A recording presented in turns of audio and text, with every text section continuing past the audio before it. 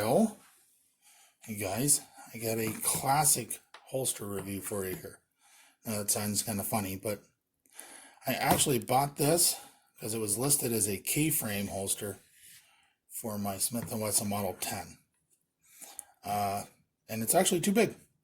This is an L-frame holster, but it's going to work out pretty good. I'm just going to use it for something a little different. So this is a JP number 4 right here, which is actually an L-frame holster, I found out.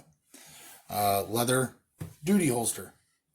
Now these are from the days of when police carried revolvers. So this was meant to be carried on a duty rig. It is a very solid leather holster.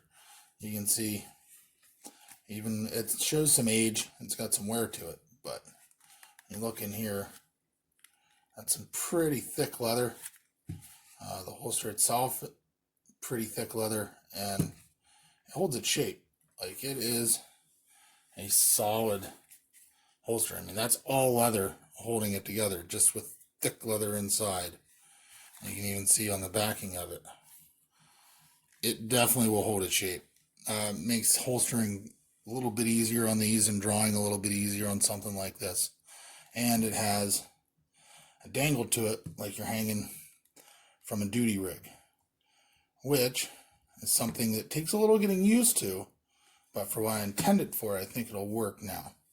So I wanted a classic kind of police holster to go with my my Smith & Wesson Model 10 because it's a 70s police revolver. So I wanted kind of a 70s revolver holster to go with it. But I ended up getting this one, and it just so happens to fit my Taurus Tracker in 44 Magnum. I have a review. I'm still trying to get the review out on this one and done and edited and everything, but there's the Tracker in 44. You can see it's getting some wear on it now on the finish, but for what I intend this revolver for, mainly, is to carry when I'm hiking, hunting, fishing stuff. This holster is going to work pretty well. Let me show you here. So if we open this bad boy up, and we put the Tracker in here,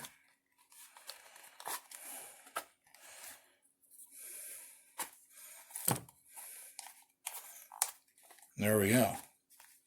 Nice and tight fit in there. And you can still get a good grip on it to draw. Now, the only thing I have is with the oversized grips. I have to jam your finger down in there when the strap's on. But when the strap's loosened up, it's a little bit better. So I think that's kind of by design. Remember, they didn't have a lot of Hogue over-molded grips back in the 70s like this. So it's a little bit slower probably to get a good grip on it, but I think I'm going to be able to do it. So, and I'll show you the point of the dangle on this, because this is meant for hiking and hunting and fishing and backup gun in the woods. And it seems kind of counterintuitive, but if you've ever worn a pack, something like this fits below where the straps on your pack are going to be, especially even if you have waist straps that goes around. This holds the gun down on your leg lower than the waist straps are. So we'll go put this on and I'll show you.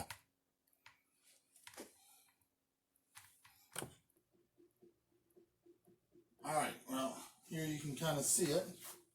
Show you how it hangs there.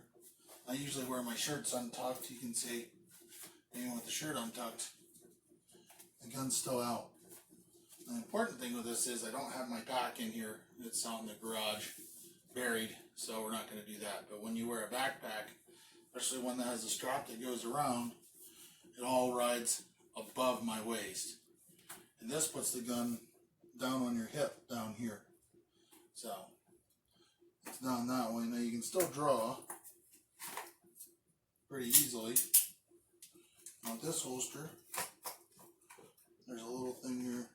The leather actually pinches in on it from the side. So when you draw it, it comes out. But you got to use your finger to put it back in. That's actually by design. That's kind of the retention method for this. So, but it keeps it right there. And it's actually it's more comfortable than you would think, because the thickness of the leather here, it's stiff. So it rides on your leg. Now something, I guess you could add like a leg strap or something. But I don't think it's necessary with this kind of revolver. But it just hangs there. Now your only problem is if you're running or something, it's going to kind of flop on your hip a little bit. As you can tell, I don't do a whole lot of running. So I think this will work fine for what I want it for. And I think it looks pretty good with this gun, really. So it's going to be one of them. I got another holster on order for this gun. And we're going to try it out too. But for what I want, I think this is going to work out almost perfectly. So we shall see. Alright guys, have a good day. I will talk to you all later.